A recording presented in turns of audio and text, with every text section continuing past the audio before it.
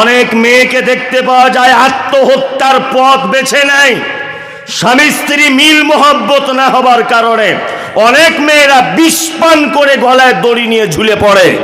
অনেক মেয়েরা স্বামীর ভালোবাসা না পাবার কারণে বাপের বাড়িতে বসে থাকে, ভাই ভাবিদের গালাগালি শোনে।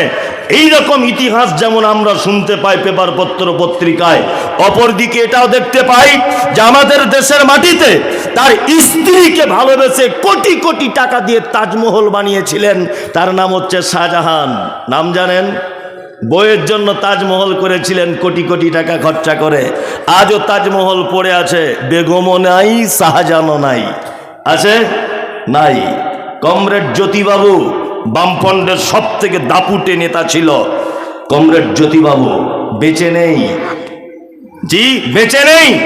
প্রিয়রঞ্জন দাস মুন্সি রাজনৈতিক বক্তব্যের জাদুকর ছিলেন তিনি। বয়স্ক মানুষেরা জানেন, বেঁচে নেই। এই সেই মুর্শিদাবাদ, একটাও রাজা বাদশা বেঁচে নেই।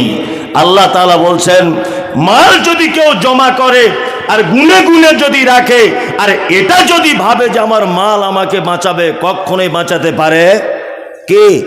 না, বাঁচাতে পারে? অনেক মানুষ আছে না, সারা জীবন মাল কামাই করে যাচ্ছে, কামাই করে যাচ্ছে। কোনটা হারাম, কোনটা হালাল, কোনটা বৈধ, কোনটা অবৈধ, কোন রকমের জাত বিচার কিছু আছে?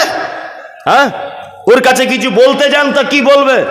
নামাজ পড়বে, এখন বেটাদের ভবিষ্যৎ করছি। বুঝছে না? বলছে বেটাদের ভবিষ্যৎ করছি। চাচা এখানে আসুন, আপনি এখানে আসুন, আসুন, আপনাকে কিছু বলবো না আমি, এখানে আসুন, আসুন না, আর আপনাকে ডাকছি, এখানে আসুন। না, ভয় কেন? আসুন এদিকে। হ্যাঁ, পৃথিবী কার নাম আপনাকে দেখাচ্ছি। আপনার বয়স কত? 65। আপনার আব্বা বেঁচে আছে? কত বছর মারা গেছে? 30 বছর মারা গেছে ওনার আব্বা। 65 বছর ব্যক্তির মানে বয়স। আচ্ছা বলুন তো, 30 বছরে আপনার বাপের কবরের সাইডে কোনোদিন গিয়ে দোয়া করেছেন যে আল্লাহ আমার আব্বাকে ক্ষমা করে দাও? সত্যি কথা বলুন, আল্লাহর কসম আপনাকে অপমানের জন্য আমি ডাকিনি। আপনি আমার বাপের বয়সে আপনাকে অপমানের জন্য ডাকিনি। আপনাকে দিয়ে আমি জাতিকে একটা শিক্ষা, একটা বার্তা দিতে চাইছি। তাহলে আপনার আব্বা মারা গেছে 30 বছর, 30 বছর আপনি একবারও টাইম পাননি যে আপনার আব্বার কবরের সাইডে গিয়ে যে আল্লাহ আমার আব্বাকে একটু ক্ষমা করে দাও, এটা বলার সময় হয়নি। যান গিয়ে বসুন। এর নাম পৃথিবী। এর নাম কি? পৃথিবী। কার জন্য এত সম্পদ এক জায়গায় করছেন? ওনার আব্বাও কিন্তু এটা বলেছিল, ছেলের ভবিষ্যৎ করছি, ছেলের ভবিষ্যৎ তৈরি করছি। ছেলের ভবিষ্যৎ করতে গিয়ে এক পর্যায়ে হারাম টাকা উপার্জন করে, এক পর্যায়ে চুরি ছিনতাই সমস্ত কিছু করে বেটার জন্য বিশাল ধনভাণ্ডার রেখে গেছে। ফল হচ্ছে এই 30 বছর মরে যাবার পরেও বেটা একবারও টাইম পেল না কবরের ধারে গিয়ে বলতে রব্বির হামহুমা কামা রব্বায়ানি সাগীরা। আপনি কি আশা করছেন আপনার বেটা বলবে? হ্যাঁ, কখনো বলবে না, কখনোই বলবে না। কার ভবিষ্যৎ করছেন? কারো কোনো ভবিষ্যৎ নেই। আপনাকে একটা কথা বলে দিচ্ছি, মনোযোগ সহকারে শুনুন। উপর বাংলার একজন বিখ্যাত লেখক, বড় একজন আলেম, ডক্টর আসাদুল্লাহ গলিব, নাম সকলেই জানেন, প্রখ্যাত আলেম সারা বাংলাদেশে। ডক্টর আসাদুল্লাহ গালিব সিরাতুর রসুল নামক একটা বই লিখেছেন। আল্লাহ নবী সাল্লাল্লাহু আলাইহি ওয়াসাল্লামের সংক্ষিপ্ত আকার একটা জীবনী প্রকাশ তিনি করেছেন বাংলাতে। বইটা আমি প্রতিনিয়ত পড়ি, প্রায় দিন দেখি কোন জায়গায় কি বলছেন। শেষের দিকে তিনি একটা কথা লিখেছেন, কথাটা আপনার সামনে আমি নকল করছি, দেখুন তো কেমন লাগে। এক, পৃথিবী থেকে হযরত মুহাম্মদ সাল্লাল্লাহু আলাইহি ওয়াসাল্লাম চলে গেছেন, দিনটা কি ছিল? কি বার? কি বার? একজন বলছে মঙ্গলবার, মানে ও কিছুই বুঝে না আর কি, বুঝলেন তো? সোমবার, সোমবার, তাই তো? ওনার বই থেকে বলছি, উনি বলছেন যেদিন বৃহস্পতিবার, সোমবারের আগে বৃহস্পতিবার, এই বৃহস্পতিবারের দিন আল্লাহ নবী সাল্লাল্লাহু আলাইহি ওয়াসাল্লাম মাগরিবের সালাতের শেষ ইমামতি করেছিলেন। 2 রাকাতে যে আয়াত অর্থাৎ যে সূরা তেলাওয়াত করেছিলেন, সেই সূরাটির নাম হচ্ছে সূরা মুরসালাত। শেষ যে আয়াত তিনি তেলাওয়াত করেছিলেন পৃথিবী থেকে বিদায় হয়ে যাবার আগে, সেই আয়াতটির শব্দ ছিল এই, ফাবি আইয়্যা হাদিসিম বাদাহু ইউমিনুন। আল্লাহ তাআলা বলতে চাইছেন, এরপরেও কি তোমরা অন্য কোনো কথার উপর ঈমান আনবে? নবীজি যেন উম্মতদের জন্য বার্তা দিতে চাইছেন যে আমার পরেও কি তোমরা অন্য কোনো কিতাবের উপরে তোমরা ঈমান নিয়ে চলে আসবে? এশার আজান হচ্ছে মসজিদে, হাইয়া আলাস সালাহ, হাইয়া আলাস সালাহ, বেলাল আজান দিচ্ছে। আল্লাহ রাসূল ওযু করলেন, যেভাবে উনি লিখেছেন আমি সেইভাবে বলছি, চুল পরিমাণে এদিক ওদিক করছি না, তারপরেও আমি মানুষ, বলতে গেলে মিস হতে পারে। একবার ওযু করলেন, ওযু করার পর আল্লাহ রাসূল বেহুশ হয়ে গেলেন, আবার ওযু করলেন, আবার বেহুশ হয়ে গেলেন, আবার ওযু করলেন। বেহুশ হয়ে যাবার আগে আল্লাহ রাসূল আবু বকরের দিকে ইশারা করে বলছেন, আবু বকর ইমামতি করতে চলে যাও।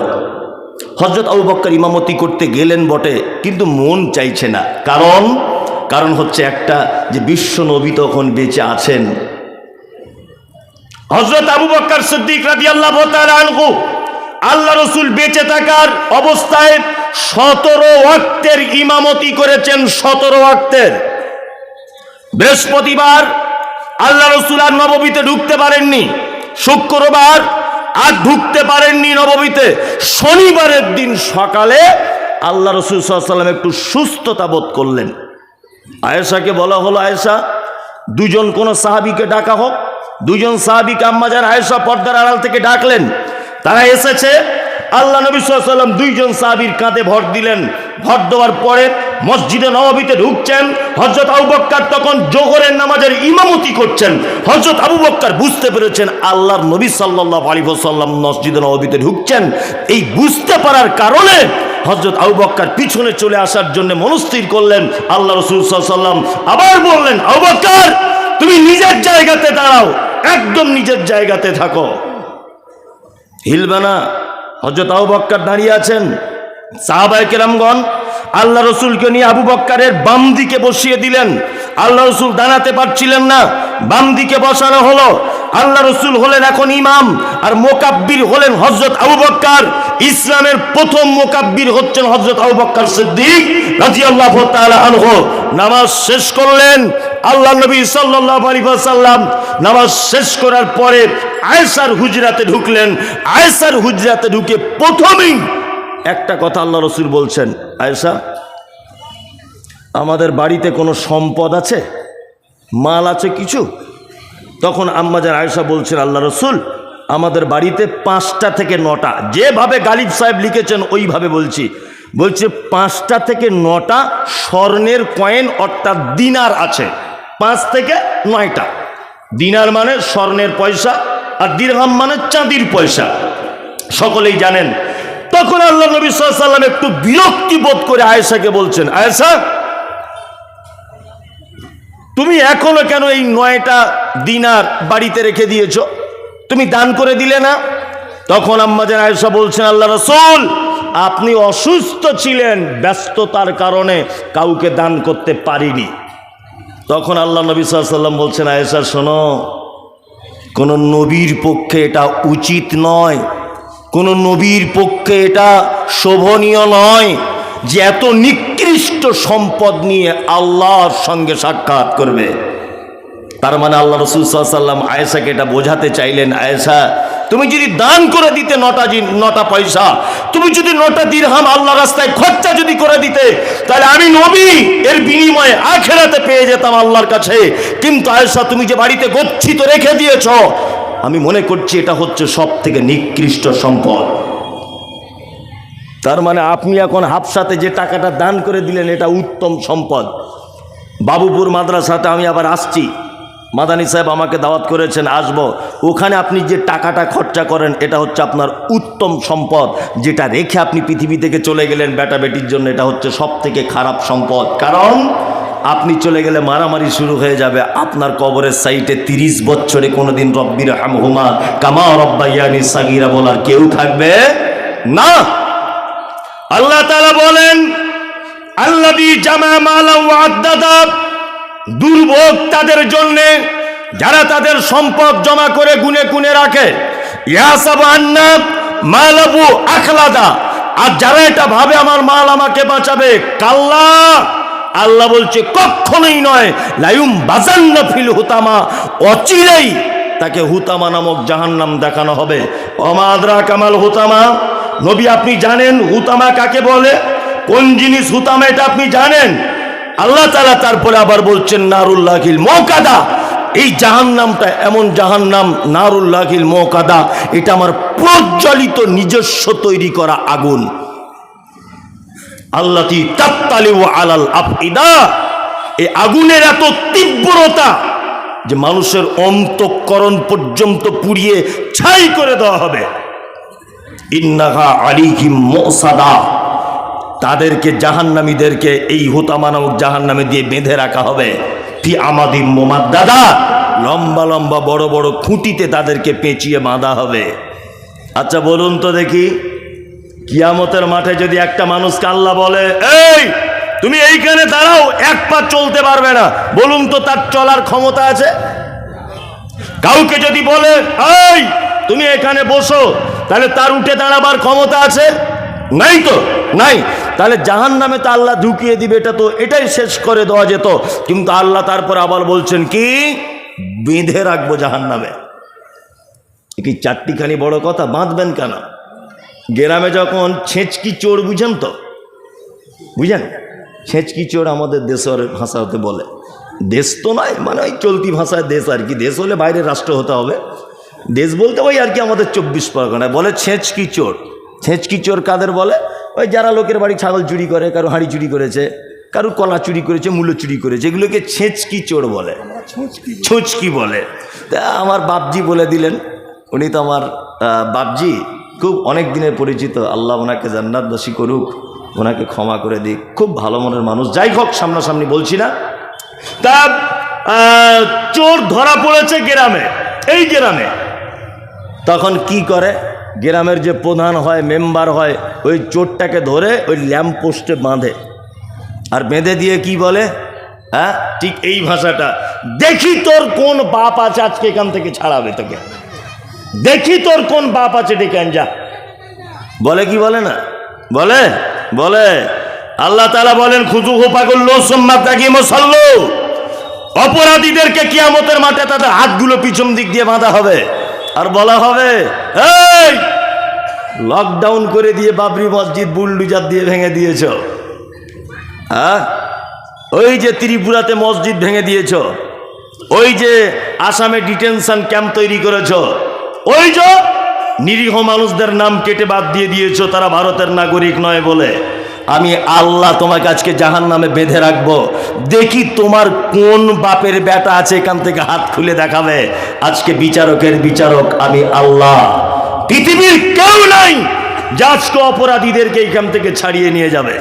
কি বললাম বুঝলেন না? মানে আল্লাহ বাঁধবে, মানে নিজের ক্ষমতা দেখাবে, দেখি আমার কত ক্ষমতা দেখ। দুটো তিনটে পাপের কথা আপনাকে বলে দিলাম। আল্লাহ তুমি আমাদের এই পাপ থেকে বাঁচাও, বলুন আমিন, আমিন, আমিন। আরো কয়েকটা বড় বড় পাপের কথা বলে দিই, খুব বড় বড় পাপ। এক, আল্লাহ তাআলা বলছেন, কি বলছেন? আল্লাহ বলছেন আর আইতাল্লাযী ইউকাযযিবু বিদ্দিন, নবী আপনি কি তাকে দেখেছেন যারা কিয়ামতের দিবসকে অস্বীকার করে? এই কিয়ামত হবে এটা বিশ্বাস আছে তো? আছে না? আছে, সকলেরই আছে। কেমন হবে কিয়ামত? শুধু মুখে বলছে কিয়ামত আর কিয়ামত, মুখে বলছে মানুষ, আসলে যে জানি না যে কিয়ামত কার নাম। কিছুদিন আগে, খুব মনোযোগ দিয়ে শুনবেন, যার ভালো লাগবে না আস্তে আস্তে কেটে পড়বেন, কাউকে ব্যস্ত করবেন না। কিছুদিন আগে তুরস্কের মাটিতে একটা ভূমিকম্প হয়েছিল, দেখেছিলেন? দেখেছেন? বিজ্ঞানীরা মতামত পেশ করছে মিডিয়ার মাধ্যমে যে মাটি থেকে ৮,০০০ ফুট নিচেই ভূমিকম্পটা হয়েছে, ৮,০০০ ফুট নিচেতে। তার ফলশ্রুতিতে তুরস্কের বড় বড় বিল্ডিংগুলো থর থর থর থর থর করে কাঁপতে কাঁপতে কাঁপতে কাঁপতে সব ভেঙে পড়ে গেল, অজস্র নিরীহ মানুষ মারা গেল, নারী পুরুষ একেবারে ধূলিসাৎ হয়ে গেল, কত গৃহপালিত পশু, কত রকমের কত কিছু ভাঙা বিল্ডিংয়ের তলাতে পড়ে না খেতে পেয়ে পিপাসায় কাতর হয়ে এক পর্যায়ে তারা মারা গেছে। এগুলো সোশ্যাল মিডিয়াতে আপনারা দেখেছেন না? দেখেছেন। এটা হচ্ছে পৃথিবীতে ভূমিকম্প এর নাম। কেমন করে হয় না, বিজ্ঞানীদের তত্ত্ব হচ্ছে যে এর তলাতে একটা স্তর আছে, ওখানে প্লেট দিয়ে সাজানো, হঠাৎ করে প্লেট সরে গেলে ভূমিকম্প হয়। এসব গাঁজাখড়ি গল্প, আমি মমতাজুল ইসলাম বিশ্বাস করি না। কি বললাম বুঝলে না? এমনিতে বলে দিয়েছে, এমনিতে বলে দিয়েছে। আসলে বিজ্ঞানের অনেক কথা কোরআনের সঙ্গে মারাত্মক সংঘর্ষ কিছু কিছু কথা। জেনারেল শিক্ষিত ছেলেরা আমাকে বোকা বলবেন, যাক আপনি বোকা লোক, এখন বিজ্ঞানের যুগে আর এই এত একটা ছোট কথা বড় কথা বলে দিলেন। কোরআনের সঙ্গে অনেক কথা সংঘর্ষ, অনেক কথাই সংঘর্ষ। এতদিন ধরে কিছুদিন একটা কথার সংঘর্ষ ছিল, কিছুদিন আগে নাসার বিজ্ঞানীরা প্রমাণ করেছে, বলছে এর উপরেও নাকি আর একটা জগৎ আছে যেখানে মানুষ বসবাস করতে পারবে, অক্সিজেন সব কিছু রেডি, সব মানুষ বসবাস করার উপযোগী। হ্যাঁ, তোমার গবেষণার কালকে তুমি গবেষণা করে এই কথা বলেছ, আর আমার আল্লাহ বলেছে 7 তবক আসমান তৈরি করেছে হবে। তাহলে এতদিন কোরআনের সঙ্গে সংঘর্ষ ছিল কি ছিল না? ছিল, এখন প্রমাণ করেছে, আলহামদুলিল্লাহ। যাই হোক, তা বলছে এইরকম ভাবে কাঁপতে কাঁপতে পৃথিবীতে ভূমিকম্প হয়। কিয়ামতের দিনের ভূমিকম্প কেমন জানেন? আল্লাহ তাআলা বলছেন, ইজাজুল জিলাতিল আরজু জিলজালাহা ওয়া আখরাজাতিল আরদু আসকালাহা। অবশ্যই কিয়ামতের দিনের ভয়াবহতা, জিলজাল বড় কঠিন। কত কঠিন?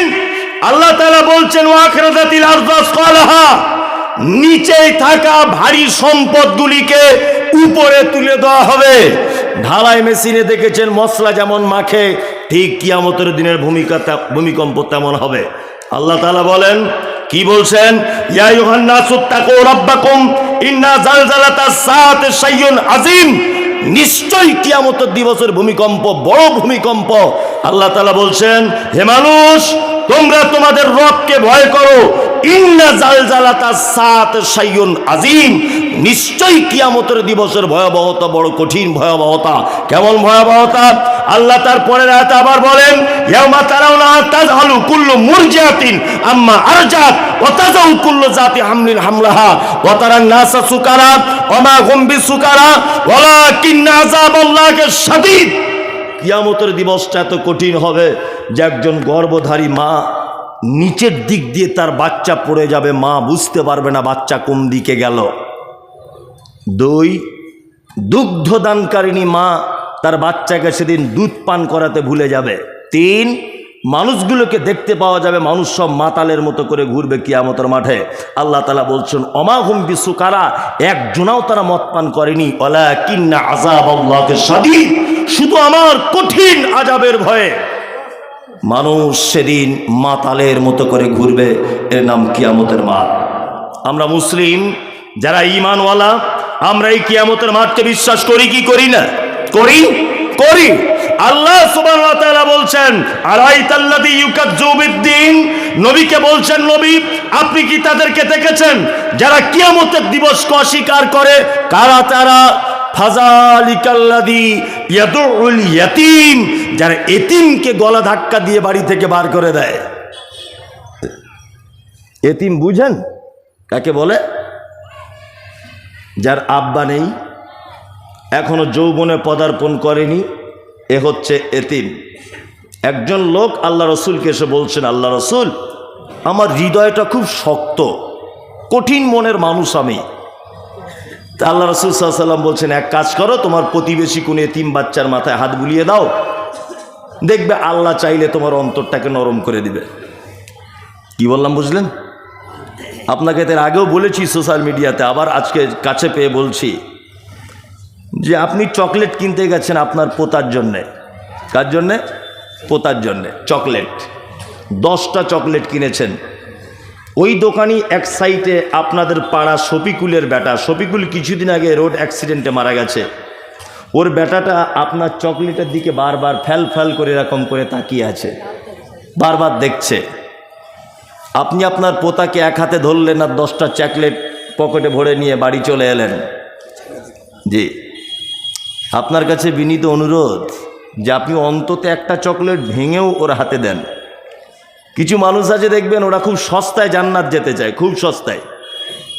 যেমন এই যে হজ করলে নাকি সব গুনাহ মাফ হয়ে যায়। সত্যিই এটা আল্লাহ রসুলের হাদিস। যে হজ করে চলে এলো সে মাসুম বাচ্চার মতো হয়ে গেল, নিষ্পাপ শিশুর মতো, তাই তো স্যার? একদম নিষ্পাপ। এটা এক শ্রেণীর ধনী লোকেরা সস্তায় পরিণত করেছে।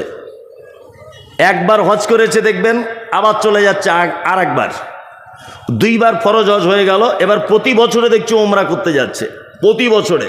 মানে ও ভেবেছে যে জান্নাত আর অন্য কোথাও নেই, মক্কা মদিনাতেই আছে, এটা ও ভেবেছে আর কি। আর ধনী লোক ও ভেবেছে বছরে 1 লাখ টাকা খরচা হবে, হবে তাই কি হবে, কি বলছি বুঝতে পারছেন? কিন্তু ওর বাড়ির পাশের একটা বিধবা মেয়ে আজকে 3 মাস যাবৎ অর্থের কারণে ডাক্তার দেখাতে পারছে না। এই লোকটা ওর কোনোদিন খোঁজ নেয় না। কি বললাম বুঝলেন? কিছু কিছু লোক আছে খুব শিয়ানা, ভিখারিকে ভিক দেয় না, অথচ ইমাম সাহেবের যেদিন পালি হয় সকালবেলা জিজ্ঞাসা করতে যায় কি খাবেন, খাসি খাবেন? খাসি না না, আমি তো খাসি খাই না, পেটের প্রবলেম। কি খাবেন? ইলিশ। ও জীবনে ভিখারিকে ভিক দেয় না, ও ইমাম সাহেবকে জিজ্ঞাসা করতে যাচ্ছে কি খাবেন, তার মানে কি ও শিয়ানা চিজ। ও জানে ভিখারিকে খেলে অ্যাডভার্টাইজ হবে না, ইমাম সাহেবকে খেলে অ্যাডভার্টাইজ হবে।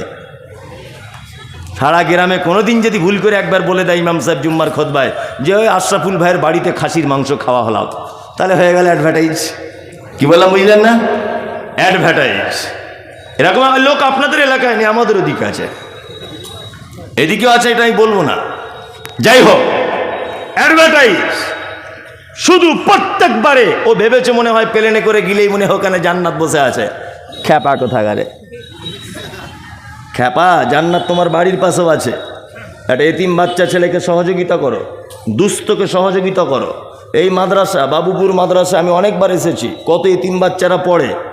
কেন গিয়ে আপনার বাড়িতে মাঠে ফসল হয়েছে, মাদ্রাসায় গিয়ে দিয়ে আসুন।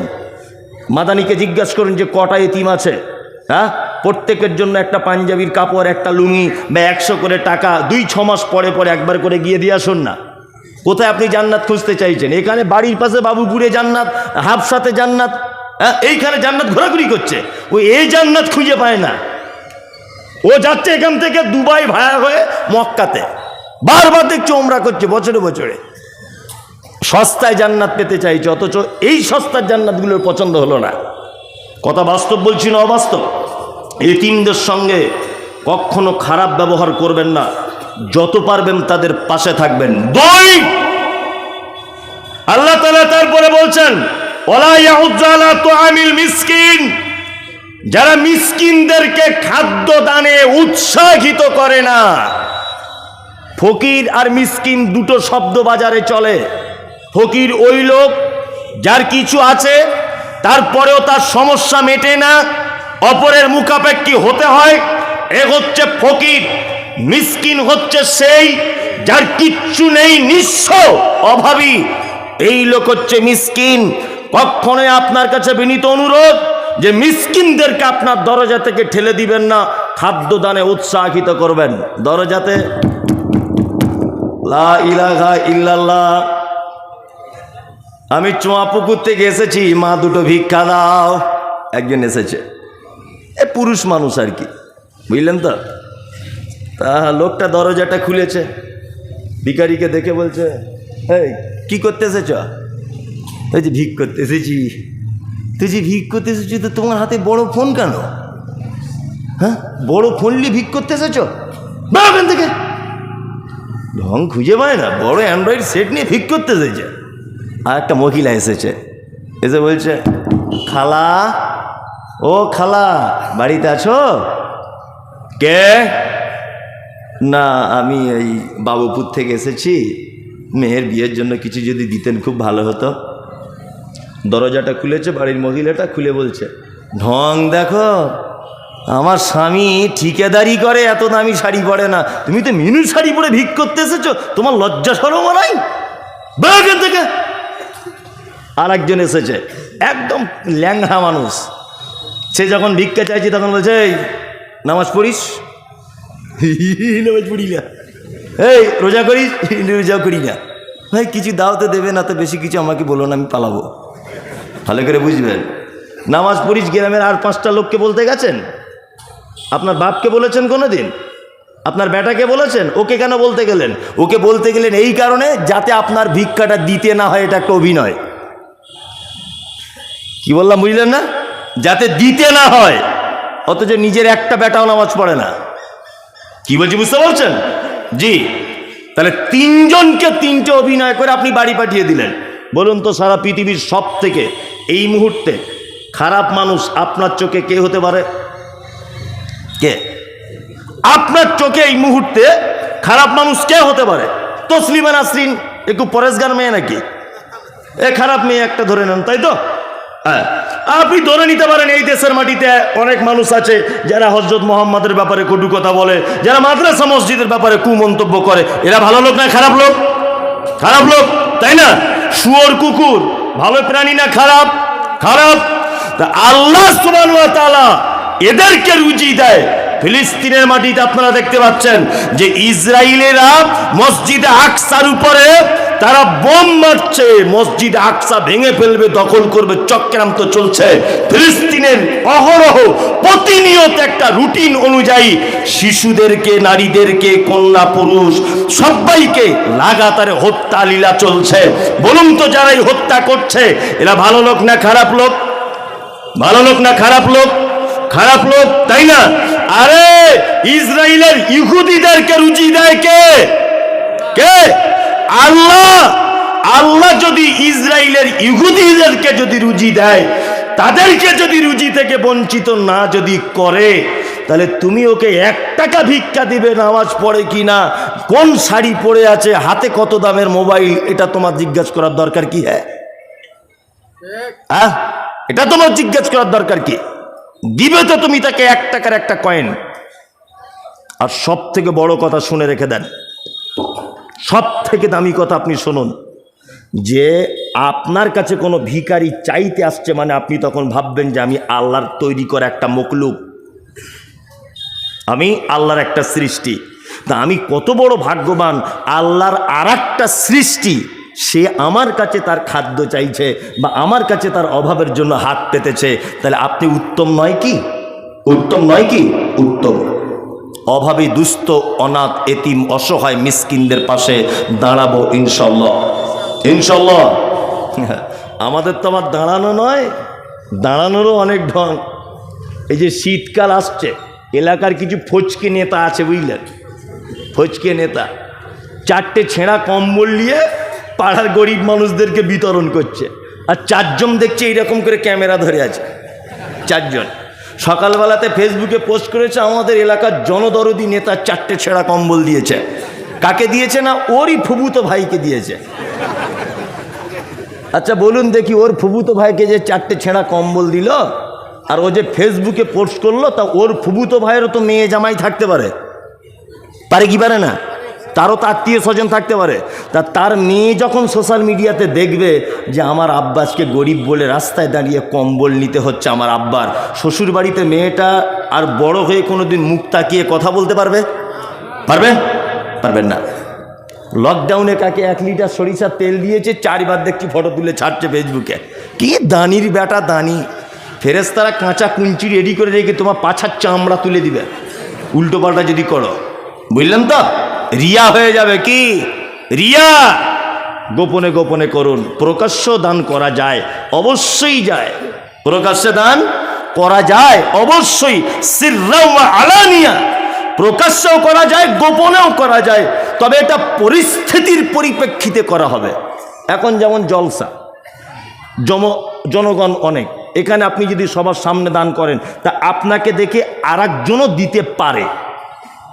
কি বললাম বুঝলেন? এই পরিস্থিতিতে গোপনে দিতে গিয়ে যেন আবার এই কাজ করিয়েন না। যাই হোক, আল্লাহ তাআলা বলছেন ওয়ালা ইয়াহুজ্জু আলা তুআমিল মিসকিন ফাওয়াইলুল লিল মুসাল্লিন। আল্লাহ তাআলা বলছেন দুর্ভোগ, আবার ওয়াইল একটা জাহান্নামেরও নাম বটে। আল্লাহ তাআলা বলছেন দুর্ভোগ ওই নামাজীদের জন্যে। কারা? আল্লাযীনা হুম আন সলাতিহিম সাহুন, যারা সলাত আদায় করে, যারা নামাজ পড়ে অস্বস্তি সহকারে, বিরক্তি সহকারে, অস্বস্তি সহকারে, এদের জন্য আল্লাহ তাআলা বলছেন একটা জাহান্নাম আছে, তার নাম অয়েল। এরা দুর্ভোগ। এই তাহলে আল্লাহ নামাজিদের কথা বলছেন না বেনামাজিদের কথা? নামাজিদের কথা, মানে সাংঘাতিক গেঁড়াকল। নামাজিরা তাহলে ভাবছে এই মৌলবি প্রতি বছর আনবো, তা আমাদের ব্যাপারে কিছু বলছে না, যারা নামাজ পড়ে তাদের জাহান্নাম পাঠিয়ে দিচ্ছে। এই খ্যাপা কথাকারে আমি কেন বলবো? আল্লাহ এই কথা বলছেন। কি বললাম বুঝলেন না? এবারে এইটার একটু দুনিয়াবি কথা দিয়ে আপনাকে বোঝাই যে আল্লাহ কেন এই কথা বলছেন। এক, আমাদের সমাজে 4 কোয়ালিটির নামাজি পাওয়া যায়। কত কোয়ালিটির? 4। 1, শুধু জোহরে যায়, আসরে যায়, মগরিবে যায়, এসাতে টাইম পায় না, ফজরে ঘুম ভাঙে না, এই 1 কোয়ালিটির নামাজি। 2, শুধু মাসে 4 দিন যায়, জুম্মার দিন কটা। 3, আরেক শ্রেণীর লোক আছে শুধু 2 দিন যায়, ঈদুল ফিতর, ঈদুল আজহা। 4, আরেক শ্রেণীর মানুষ সালাত আদায় করে, 5 ওয়াক্তই করে, কিন্তু না জেনে করে। 30 বছর লোকটা নামাজ পড়ছে। চাচা দুয়ায় কুনুতটা বলো তো। আমি কি আর জানি, বয়স হয়ে গেছে, এত বড় দুয়া। বলে হাসছে দাঁত বার করে। চাচাকে 5 টাকা কম দেন দোকানদার, ও ঠিক বুঝতে পেরে যাবে। ও ঠিক জ্ঞান আছে যে 2 টাকা কম হয়েছে, কিন্তু কুনুত জানে না। ওই লোকটাকে দেখতে পাবেন কি না, রুকুতে গিয়েও সেজদাতে গিয়েও সামি আল্লাহু লিমান হামিদা, সবাই বলছে রব্বানা লাকাল হামদ। ও চাচা তুমি যে 30 বছর নামাজ পড়ছো, সব জায়গাতে তো তুমি ঠোঁট লড়াচ্ছ, বলছো কি? তুমি তো দুয়ার জানো না, হে জানো না, তুমি বলো কি? তার মানে তুমি মসজিদে গিয়েও ধোঁকাবাজি করছো। ঠিক বলছি কিনা বলুন? এরকম লোক আছে না নাই? 30 বছর বয়স, একটা নামাজি এখানে আসুক, একটা নামাজি যে ও দুয়া শেখার চেষ্টাটাও করে না, দুয়া শেখার চেষ্টাটাও করে না। তবে অনেক মসজিদে এরকম পরিবেশ আছে, দুয়া শেখানো হয়, বইপত্র রাখা আছে, কিন্তু এটা তদন্ত করলে পাওয়া যাবে অনেক মানুষই আছে 30 বছরের নামাজি, সব দুয়া জানে না। আছে না? অবশ্যই আছে। ও তাহলে বলে কি? মানে ও মসজিদে গিয়েও ধোঁকাবাজি করে। ইকামতও জানে না বলছে, ওই যে বলছে ইকামতও জানে না। আছে না নেই? তাহলে এরা সালাত আদায় করে, কিন্তু না জেনে কি করে। এবার আপনাদেরকে আমি একটা প্রশ্ন জানতে চাইছি, আমার জানা নেই, আপনাদের কাছ থেকে জানতে চাইছি। 1, যারা শুধু জুম্মাতে পড়ে, যারা 2 ঈদে পড়ে, 1 ওয়াক্ত যায় 1 ওয়াক্ত যায় না, আর যারা দীর্ঘদিন যাবত না জেনে পড়ছে, আচ্ছা বলুন তো এই 4 জনের ভিতরে নামাজি কে? হ্যাঁ, আমি তো জানা নেই বলে আপনাকে জানতে চাইছি। কে নামাজি কেউ আছে? আসলে ঘটনা কি জানেন তো, আপনার ছেলে মাধ্যমিক পরীক্ষা দিবে এবার, ভালো করে বুঝুন। আমার তো হাদিস কোরআনে বেশি বুদ্ধি নাই, আমি বড় বড় আলেমদের বক্তব্য শুনি, তারপর পড়াশুনো করে এইগুলো বলি আর কি, আমার যোগ্যতা খুব কম। তা আপনার ছেলে মাধ্যমিক পরীক্ষা দেবে, 4টে সাবজেক্টে তার পরীক্ষা হবে, ধরে নেন ও 3টেতে পেয়েছে 100-100, 3টেতে কি 100-100, আর একটাতে পেয়েছে 0-0-0। বলুন তো রেজাল্ট আউট যেদিন হবে, পাস না ফেল? 3টে তো 100-100, একটাতে 0, এই কারণে টোটাল যখন আনা হচ্ছে ফেল, তাই না? জোহরে 100-100, আসরে 100-100, মগরিবে 100-100, এসাতে 100-100, ফজরে ঘুম ভাঙেনি তাই 0, তাই না? তার মানে বোঝা গেল ফেল, হবে নামাজি, তাই না? আবার অনেক মানুষের এইটাও দাবি আছে, মৌলভী সাহেব নামাই না পড়তে পারি, ইমান চাঙ্গা, বুঝে না?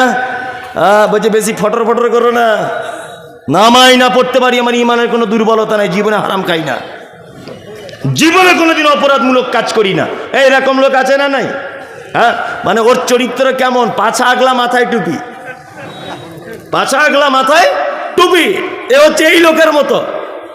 কিছু লোক আছে, আপনাকে একটা কথা বলে দিচ্ছি, শুনে রেখে দেন। লোক মারা গেছে, একটা লোক তাই ইমাম সাহেব জানাজার সামনে দাঁড়িয়ে বলছে আসসালামু আলাইকুম, মনোযোগ দিয়ে শুনবেন, কেউ চিল্লামিল্লি করবেন না। আমাদের গ্রামের ফটিক ভাই মারা গেছে, খুব ভালো লোক ছিল, ভুল ত্রুটি করে থাকলে আল্লাহর রাস্তায় ক্ষমা করে দেবেন, ঋণ টিন করে থাকলে ওর বড় বেটাদেরকে বলবেন পরিশোধ করে দেবে ইনশাল্লাহ।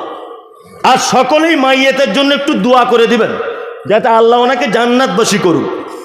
এই গ্রামে হয় না, আশেপাশে অনেক বেদাতি গ্রামে হয়। আর কি বলে, মেয়েদের তরফ থেকে 12টা খতম দোয়া হয়েছে আর ছেলেদের তরফ থেকে 22টা খতম, টোটাল 40টা খতম ওই মৃত্যু মানুষের নামে ফটিক ভাইয়ের নামে বক্সে দেওয়া হলো, আল্লাহ যেন এর বিনিময়ে ওকে জান্নাত দিয়ে দেয়।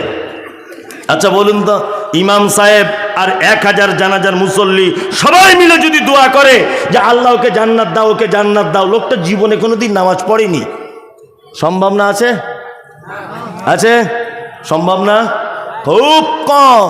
ঘটনা ঠিক এরকম, আমার বেটা আমাকে বলছে আব্বা মিলিটারির চাকরি করব। আমাকে বলছে, বোঝানোর জন্য বলছে, আমার ছেলের 12 বছর বয়স, সত্যি নয়।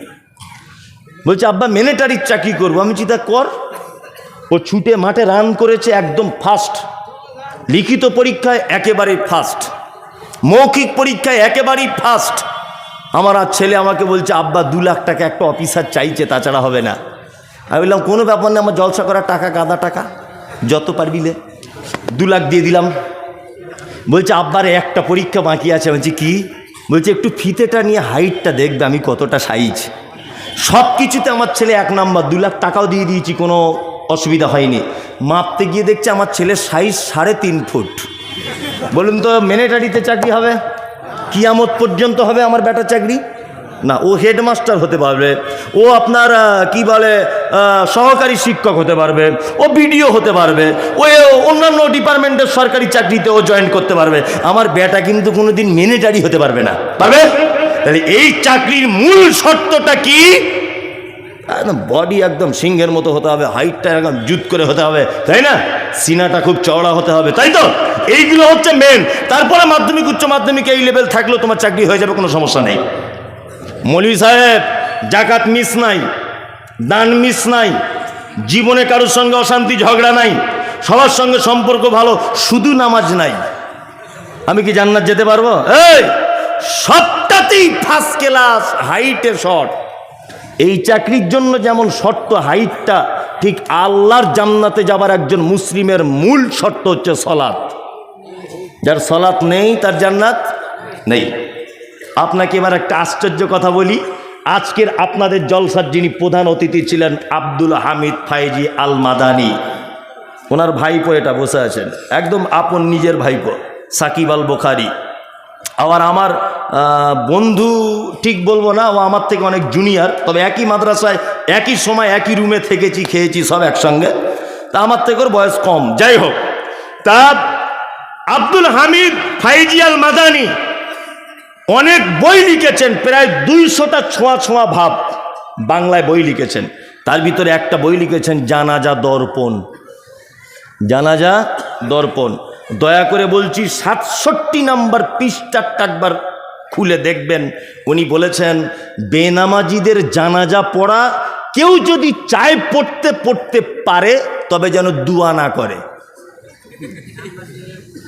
এটা আমি আমার কথা বলছি না, আজকের জলসার প্রধান অতিথির বই থেকে বলছি। এটা বই আমার গাড়িতে আছে, বিক্রি করার জন্য আনিনি, আমি নিজে পড়ি ওনার সব বই। গাড়িতে আমার মোটামুটি 20,000 টাকার বই রাখা আছে, অটোমেটিক পড়ি আর কি যখন টাইম পাই। এটা ওনার বই থেকে নকল করে বলছি। উনি একথা অন্য আরেকজনের উদ্ধৃতি দিয়ে একই পৃষ্ঠারে তিনি বলেছেন, কোনো মুসলিম যদি বেনামাজি অবস্থায় মারা যায় তাহলে মুসলমানদের কবরস্থানে তাকে দাফন না করাই উত্তম। আশ্চর্য ব্যাপার, আজকের জলসার প্রধান অতিথির ফতোয়া এটা। কি বলছি বুঝতে পারছেন কথা কিছু? তার মানে বেনামাজিদের চান্স আছে কোথাও? আছে? নাই, কোথাও নাই। আল্লাহর জান্নাত এ দেখুন, আল্লাহ তাআলা বলছেন মা সালাকাকুম ফি সাকার ক্বালু লাম নাকু মিনাল মুসাল্লিন। সাকার নামক একজন জাহান্নামীকে জিজ্ঞাসা করা হবে তুমি কেন জাহান্নামে? ও তখন বলবে ক্বালু লাম নাকু মিনাল মুসাল্লিন, আমি শুধুমাত্র সালাত আদায় করিনি, নামাজ পড়িনি, মুসাল্লি ছিলাম না, এই কারণে আজকে আমার এই পরিণতি। তবে একটা কথা বলে রাখছি, সলাত আদায় করেননি, এই অবস্থায় মারা গেছেন, কাবিরা পাপ। কোনো না কোনো একদিন কলেমা পড়ার কারণে আপনি জান্নাত যাবেন, কোনো না কোনো একদিন জাহান্নাম থেকে রেহাই পাবেন। এক শ্রেণীর মানুষ আছে, তারা কোশ্চিনকালও জাহান্নাম থেকে রেহাই পাবে না। কারা বলুন তো? যারা শিরক অবস্থায় মারা গেছে, শিরক করতে করতে মারা গেছে, তওবা চাইনি, আল্লাহর কাছে স্যালেন্ডার হয়নি, এ কিন্তু কোশ্চিনকালও জাহান্নাম থেকে মুক্তি পাবে না। ফাওয়াইলুল লিল মুসাল্লিন, দুর্ভোগ ওই মুসল্লিদের জন্য, আল্লাযীনা হুম আন সালাতিহিম সাহুন, যারা সালাত আদায় করে অস্বস্তি সহকারে, আল্লাযীনা হুম ইউরাউন, যারা সালাত আদায় করে লোক দেখানোর জন্য। অনেক মুসল্লি আছে না, নামাজ পড়ে এনার্জি লস, আর আমাদের পাড়ার মেয়েদের তো কথা বলাই যাবে না, এমন করে সেজদায় যাচ্ছে হামাগুড়ি দিয়ে, মনে হচ্ছে 12 বছরের প্যারালাইসিসের রোগী। দেখবেন আপনার নানি দাদিরা যখন নামাজ পড়ে, নামাজ পড়ার কি অবস্থা, আল্লাহু আকবার। এই ওমরপুর, আপনাদের ওমরপুর চেনান তো, ওইখানে একটা গ্রাম আছে, নাম বলবো না, তাহলে ওরা আমাকে মারবে, এই ভয়ে বলতে পারছি না, তো গোপনে জেনে নেবেন, বলে দেবো। ওই মসজিদে একদিন আসরের নামাজ পড়ছি, আমি জমাতে ইমামতি করছি, আমার গাড়ির ড্রাইভারকে জিজ্ঞাসা করুন, ইমামতি করছি, আল্লাহু আকবার। একটা লোকের দেখছি ফোন বাজছে, ও ফোনটাকে বার করে ধরে বলছে, আবি হাম নামাজ মে হ্যায় বাদ মে কল কিজিয়ে, রাখো। ফোন করতে করতে নামাজ পড়তে পড়তে বলছে, নামাজ পড়ছে, ও বিহারিদের লোক মনে হয়, বাজারের মসজিদ তো, ও বলছে আবি হাম নামাজ মে হ্যায় বাদ মে কল কিজিয়ে। আল্লাহু আকবার। এই যদি নামাজের ভিতরে এই বলে, তাহলে বাহিরে হলে কি করতো? এই হচ্ছে আমাদের নামাজ পড়ার ঢং। নামাজ পড়ছে, পাছা চুলকাইছে, আবার কেউ টুপি নিতে মনে নেই, ভুলেই গিয়েছে, ধরে নেন টুপি দিতে। টুপির সঙ্গে তো নামাজের কোনো সম্পর্ক নেই, আছে আছে নাই। তবে আজকে আরকানুল ইসলাম বলে একটা মুজাফফর বিন মহসিন সাহেব বই লিখেছেন, ফতোয়া আরকানুল ইসলাম, ওতে লিখছিলাম যে, দেখছিলাম যে আল্লাহ রসুল কখনো যে খালি মাথাতেও নামাজ পড়েছেন এই মর্মেও কোনো হাদিস পাওয়া যায় না। কখনো পাগড়ি দিয়েছেন, কখনো টুপির উপরে পাগড়ি পড়েছেন, যাই হোক, তা টুপির সঙ্গে পাগড়ির সঙ্গে নামাজের কোনো সম্পর্ক নেই। এটা একটা সুন্দর পোশাক, আপনি পরবেন এতটুকুই। যাই হোক, টুপি পরতে মনে নেই, টুপিটা পকেট থেকে বার করলি, বাবা মাথায় দিলি, একরকম হলো। ও আবার ঢং করে বার করে জুত করে ফুঁক দিয়ে টুপিটা ফুলিয়ে তবে মাথায় দিচ্ছে, ওর নামাজ বাতিল। কারণ মাদানী সাহেব আছেন, উনি জানেন যে নামাজের ভিতরে কোনো কাজ চলবে না। কি বললাম বুঝলেন? এই যে টুপি বার করলেন, জুত করে ফুঁক দিলেন, ঝেড়ে নিলেন, ফুলিয়ে তবে মাথায় দিলেন, এটা কাজ কি কাজ নয়? কাজ তো, নামাজ বাতিল হয়ে যাবে। খুব সাবধান, আল্লাহ তাআলার ভাষা শুনুন। আল্লাহ তাআলা বলছেন তারা সালাত আদায় করে কিন্তু ভক্তি সহকারে করে না, ইউরাউন। আর তারা দুর্ভোগের ভিতরে, যারা সালাত আদায় করে লোক দেখানোর জন্যে, লাস্ট ওয়ায়ামনাউন আল মাউন, আল্লাহ তাআলা বলছেন দুর্ভোগ তাদের জন্যে যারা তার প্রতিবেশীকে সামান্য উপকার করা থেকে নিজেকে আটকে রাখে।